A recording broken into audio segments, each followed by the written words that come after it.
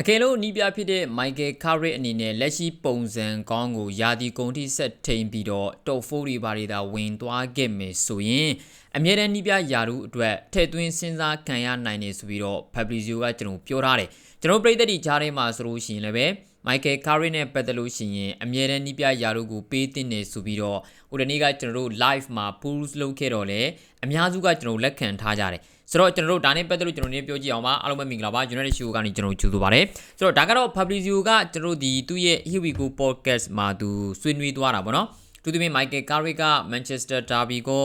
Arsenal အသင်းရဲ့ကွင်းမှာကိုကျွန်တော်တို့အနိုင်ယူပြခဲ့ပြီးတော့အရင်ကောင်းတဲ့ performance တွေဘာတွေသူလုပ်ပြထားတာကျွန်တော်တို့ဟိုတနေ့ကပွဲပြီးတော့ဒါပြောကြတယ်လို့ပဲ Carrick ကိုအမြဲတမ်းနှီးပြရာထူးကိုကျွန်တော်တို့ဒါပေးတင်လာပါညာဆိုတော့လေပြည်သက်တွေရဲ့ဘက်ကလူလူလာလာလက်ခံကြတာမျိုးတွေကျွန်တော်မြင်ကျင်ကြတာမျိုးတွေကျွန်တော်ရှိတယ်ပေါ့နော်အဲ့တော့လက်ရှိမှာဆိုတော့သူရိုမန်နူကတော့ Michael Carrick အနေနဲ့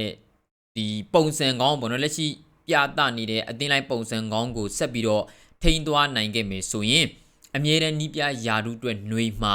တခြားနီးပြတွေကိုစောင့်ကြည့်နေလို့မျိုးပဲထည့်သွင်းစဉ်းစားခံရမယ်ဆိုတာလုံးဝအတိအကျပဲပေါ့အသင်းဘက်ကတော့ဟိုကမ္ဘာဖလားပြီးတဲ့အခါမှာတခြားအရေးချင်းရှိနီးပြတွေအများကြီးလဲကျွန်တော်ရှိနေတော့သူတို့တွေကမှရွေးချယ်စရာကိုကျွန်တော်ကြည့်မှာပေါ့လေဆိုတော့ Michael Carrick ရဲ့စကားအသွားလာတွေကိုကျွန်တော်ကြည့်တော့လေစဉ်းစားကြည့်ရရင်ပေါ့နော်သူကိုယ်တိုင်ကမလူချင်တာတော့မရှိဘူးဗျာစားပါတော့ Manchester United နီးပြယာဒူးဆိုတာနီးပြတွေတိုင်းအတွက်ကျွန်တော်တို့ဒီအခွင့်အရေးပဲလေဟုတ်တယ်မလားဆိုတော့အသင်းရဲ့ကစားသမားဟောင်းလည်းဖြစ်ခဲ့ဘူးတဲ့သူတယောက်ကျွန်တော်တို့အောင်မြင်ဆုံးနီးပြရေးဆိုင်လက်ဖောက်ဆန်ရဲ့လက်အောက်မှာကစားခဲ့မှုတဲ့ကွင်းလက်ကစားမတယောက်အနေနဲ့ကျွန်တော်တို့ကြည့်ရမယ်ဆိုရင်လည်းပဲဒီလိုအလုပ်မျိုးကိုသူလုံးဝငင်းမှာမဟုတ်ဘူးအဲ့တော့တခြားထားပါတော့ဗျာနော်ကဘာဖလားပြီးတဲ့အခါမှာအရင်အရေးချင်းရှိတဲ့နီးပြတွေကိုကြော်ပြီးတော့သူ့ရဲ့လုပ်ရက်တွေကိုအရင်သဘောကျလို့ကျွန်တော်တို့ကဆက်ပြီးတော့နေရာပေးမယ်ဆိုရင်တော့မှအများကြီး complaint တက်စရာတော့မရှိဘူးပေါ့နော်အခုလက်ရှိနှစ်ပွဲအပြီးမှာ Michael Carrick လုတ်ပြထားတာတွေကိုကျွန်တော်ကြည့်ရင်ဒါချီးကျူးစရာပဲကိုကျွန်တော်တို့ဒီလိုမျိုးတွေမမြင်ရတာကြားပြီဆိုတာနီးပြဖြစ်တဲ့ Ruben Amorim ရဲ့လက်အောက်မှာလည်းအနိုင်ရဘူးပါတယ်ထားပါတော့ Arsenal ကွင်းမှာသွားပြီးတော့ FA ဖလားမှာကျွန်တော်တေးကြအောင်ကစားရင် penalty အဆုံးဖြတ်မှာအနိုင်ယူပြီးတော့ Arsenal ကိုတိုင်ပွဲကနေကျွန်တော်ဘောနော်ထုတ်ခဲ့ဘူးတာတွေကျွန်တော်ရှိတယ်လီဗာပူးတင်းရဲ့ကွင်းမှာကျွန်တော်တို့ဘောနော်အနိုင်ယူခဲ့ဘူးတာတွေကျွန်တော်ရှိတယ် Amorim ရဲ့လက်အောက်မှာနော်ဆိုတော့ပြီးရင် Manchester City ကွင်းမှာလည်းပြီးခဲ့တဲ့ဒီဇင်ဘာတုန်းကလွန်ခဲ့တဲ့2ရက်ဒီဇင်ဘာတုန်းကကျွန်တော်အနိုင်ယူခဲ့ဘူးတာတွေကျွန်တော်ရှိတယ်ပြောချင်တာကအသင်းကြီးတွေနဲ့နီးပြဖြစ်တဲ့ Ruben Amorim ရဲ့လက်အောက်မှာလည်းကျွန်တော်အနိုင်ယူခဲ့ဘူးတာရှိတယ်ဒါပေမဲ့လို့လက်ရှိ Michael Carrick အနိုင်ယူပြထားတဲ့ပုံစံချင်းကကျွန်တော်မတူတော့ဘူး Origina Social ရဲ့လက်ထက်တုန်းကလိုမျိုးငါတို့အတကုံပိတ်ကစားကွာနော်ဘလုံးပိုင်ဆိုင်မှုတည်တယ်မလား 27% လောက်နဲ့ငါတို့ဒီ counter attack တီးတန့်ကစားကြမယ်ဟေ့ဆိုတဲ့ပုံစံမျိုးကျွန်တော်မဟုတ်တော့ဘူးပေါ့ဘောလုံးကင်တင်းတဲ့အချိန်ကြီးဆိုလို့ချင်းရအောင်ကင်နေလွယ်လွယ်ကူကူနဲ့ဘောလုံးမပြတ်ဘူးတိုက်စစ်စင်ကစားပုံတွေကတော်တော်လေးကိုဒါကောင်းလာပြီเนาะသူ့ရဲ့ imposition မှာဆိုလို့ရှိရင်လည်းပဲအတိုင်းအတာတစ်ခုတည်းအဆင့်တန်းတစ်ခုကိုကျွန်တော်မြင်ရတယ်ဆိုတော့ Carrick အနေနဲ့အချိန်ခဏအတော်တွင်းလေးမှာဆိုလို့ရှိရင်အများကြီးအပြောင်းလဲမလုပ်နိုင်ပြီမဲ့တယ်လို့သူလုပ်ထားတဲ့အပြောင်းလဲတွေမှန်သမျှကအသင်းပေါ်မှာတော်တော်အချိန်ကြီးကောင်းနေတာကစားမတွေတော်တော်များများဒီသူတို့အသားကျတဲ့နေရာတွေသူတို့တက်တောင့်တက်တာရှိတဲ့နေရာတွေမှာပြန်ပြီးတော့ကစားနေရပြီအာမတ်ဒီယာလိုဆိုလို့ရှိရင်လည်းပဲ wing backs မှာကစားရတာမျိုးကျွန်တော်မဟုတ်တော့ဘဲနဲ့သူအာတန်နဲ့တောင်မန်နေရာကိုကျွန်တော်ကစားတဲ့အခါမှာသူ့ရဲ့ခြေသွင်းနေကျွန်တော်ပြန်မြင်ရပြီ Brian Mbeumo ဂိုးရီတောက်လျှောက်သွင်းနေပြီ Matheus Cunha တို့အရန်ကုန်ကနေဒါဝင်ကစားနေရတာသူ့ရဲ့အကောင်းဆုံး performance တွေကျွန်တော်မြင်နေရပြီ Fernandes ကလည်းပဲတိုက်စစ်ကိုအများကြီးလိုက်နေရပြီဒါသူအားတာတဲ့အရာတွေ Casemiro ရဲ့အားနည်းချက်တွေလည်းကျွန်တော်ပျောက်သွားပြီလွန်ခဲ့တဲ့နှစ်ပွဲမှာ Kobe Mainoo ကလည်းအရန်ရေးပါလာတယ်လို့ Luke Shaw ရဲ့အခြေအနေကောင်းတွေလည်းကျွန်တော်ပြန်မြင်နေရတယ် Lisandro Martinez ရဲ့အရေးပါမှု Maguire ရဲ့အရေးပါမှုဆိုတော့ပြောရင်သူ့နေရာနဲ့သူ position တွေချပြန်ပြီးတော့ပေးလိုက်တဲ့အခါမှာ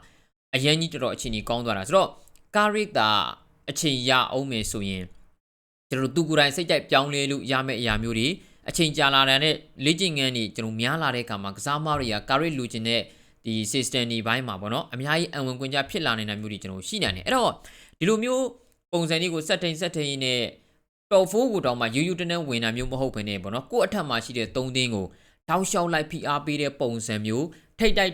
တွေးဆုံတဲ့နေထိုင်မျိုးတွေမှာအားသာချက်တွေယူနိုင်တဲ့အခြေအနေမျိုးတွေဆိုရင်တော်တော်အခြေအနေကောင်းပြီကျွန်တော်ပြောရမယ်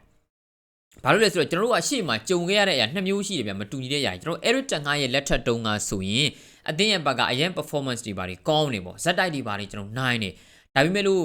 ့ကျွန်တော်တို့ဟိုအဆင့်1ကနေပြီးတော့8လောက်အတော်တွင်เนาะအဲ့အသင်းနေနဲ့တွေ့ပြီဆိုရင်ထိတ်တိုက်တွေ့ဆုံမှုတွေမှာကျွန်တော်တို့ကလုံးဝအသာစီးမရဘူး အသာစီးမရဘဲနဲ့ကျွန်တော်တို့ကနိုင်ထက်တဲ့ပွဲလေးတွေတော့ကျွန်တော်နိုင်နေတယ်ဒါပေမဲ့လို့အသင်းကြီးတွေအချင်းချင်းထိတ်တိုက်တွေ့တဲ့အခါမျိုးတွေမှာအနိုင်မယူနိုင်ခဲ့တော့တော်တော်လေးကိုတိုင်ပတ်တာဆိုတော့အမိုရင်ရဲ့လက်အောက်ကျတော့လေအသင်းကြီးတွေကိုကျွန်တော်အနိုင်ယူနိုင်စွမ်းရှိတယ်ပြဿနာကကို့အသင်းရဲ့ခြေထဲမှာဘောလုံးပိုင်ဆိုင်မှု90ရာခိုင်နှုန်းနဲ့အောက်နဲမှသာကိုရီးယားရက်လက်တီကောင်းပြီးတော့ကိုရီးယားရဲ့ဘောလုံးပိုင်ဆိုင်မှုပေါ့နော်90ရာခိုင်နှုန်းနဲ့အထက်ကိုရှိနေပြီပြောရလို့ရှိရင်ကိုရီးယားပွဲကိုထိန်းချုပ်ကစားနိုင်ပြီးတော့တိုင်ပတ်တီကခန်းစစ်ကိုပိတ်ကစားနေပြီဆိုရင်ကျွန်တော်တို့အခြေအနေမကောင်းတော့ဘူးဆိုတော့ဒါတွေဒီကျွန်တော်တို့မတူညီတဲ့နီးပြနှစ်ယောက်ရဲ့လက်အောက်မှာအခြေအနေမတူတာကိုကျွန်တော်တွေ့နေခဲ့ရတာဆိုတော့ Michael Carrick သာအသင်းကြီးတွေနဲ့တွေ့တဲ့အခါမှာလည်းထိတ်တိုက်တွေးဆုံမှုတွေမှာအသာစီးရတဲ့အနိုင်ယူနိုင်တယ်အသင်းတွေနဲ့တွေ့တဲ့အခါ mid block low block ကစားတဲ့အသင်းတွေနဲ့တွေ့လို့ရှိရင်ပွဲအများစုကိုအနိုင်ပွဲတွေရအောင်လုပ်နိုင်မယ်ဆိုလို့ရှိရင်ကျွန်တော်တို့ permanent manager ယာတို့ပေးလို့ကျွန်တော်ပြည်သက်တွေတော်တော်များများထဲမှာ complaint တက်စရာရှိလိမ့်မယ်လို့မထင်ဘူးပေါ့နော်ကျွန်တော်ကတော့ဗျာဟိုတနေ့က live မှာပြောခဲ့တယ်လို့ပဲ Michael Carrick ကဒီတိုင်းသာဆက်ပြီးတော့လုပ်ပြသွားလို့အခွင့်အရေးပြမယ်ဆိုရင်လည်းပဲ complaint တက်စရာမရှိဘူးတိုးတော်လည်းပဲအရန်ကောင်းတဲ့ manager တွေရှိနေပြီเนาะအရန်ကောင်းတဲ့ manager တွေကိုလည်းခန့်အပ်ဖို့ကောင်းနေတယ်ဆိုလို့ရှိရင်ကျွန်တော်တို့ကအဲ့ဒီ manager တွေကိုအရင်ဆုံးခန့်အပ်ဖို့ကြိုးပမ်းတင်နေပေါ့ဒီနေရာမှာချက်ချင်းဆိုသူတို့အစအနေပြန်စာကောင်းစားနိုင်နေပေါ့နော်တိုးတော်လည်းပဲ Michael Carrick သွားခဲ့တဲ့လမ်းကြောင်းနဲ့အများကြီးကွဲပြားမှုတွေမရှိတဲ့နီးပြတယောက်ကိုသာခန့်အပ်နိုင်မယ်ဆိုလို့ရှိရင်အခြေအနေကအများကြီးကောင်းမှာပါဒါကြောင့်လောလောဆယ်မှာဆိုလို့ရှိရင်တော့ဒါကျွန်တော်အနေထားရအသင်းဘက်ကပေါ့နော်အရင်ထားပါတော့ဗျာလုံးဝဒီ Julian Nagelsmann တို့ဘာတို့ကိုနီးပြမျိုးတွေလူရနိုင်နေဆိုလို့ရှိရင်ကျွန်တော်တို့ဒါရအောင်ခေါ်တင်နေပေါ့အဲ့လိုမဟုတ်ဘူးဆိုလို့ရှိရင်တော့နီးပြ Michael Carrick ကိုအမြဲတမ်းနီးပြရာထူးထပ်ပြီးလို့ကျွန်တော်ပြည်သက်အများစုတွေမှာ complaint တက်ဆရာရှိလိမ့်မယ်လို့မထင်ဘူးဆိုတော့အဓိကဒီ Michael Carrick ယာဒီကုံတဲ့အခါမှာဘယ်လိုပုံစံမျိုးရှိနေတယ်လဲကျွန်တော်ဒီနှစ်ပွဲတွေကျွန်တော်နိုင်လို့မဖြစ်ပါဘူးเนาะဒီနှစ်ပွဲတွေကျွန်တော်နိုင်လို့မဖြစ်ဘူးလက်ကျန်ပွဲစဉ်တွေကျွန်တော်တို့ကရလက်တွေကောင်းအောင်လုပ်ပြနိုင်မှအခြေအနေကကောင်းပါအဲ့တော့ညီကတို့ဘယ်လိုမြင်ကြလဲဆွေးနွေးကြပါဦး Michael Carrick ကိုယာဒီကုံတဲ့အခါမှာတော့ဖူးအတွင်းဝင်သွားပြီဆိုတာနဲ့အသင်းဘက်ကအမြဲတမ်းနီးပြရာတို့ကိုပေးလိမ့်မယ်လို့ညီကတို့ထင်ကြလားဆွေးနွေးကြပါဦးအားလုံးကိုချစ်တီးများဒီမှာနဲ့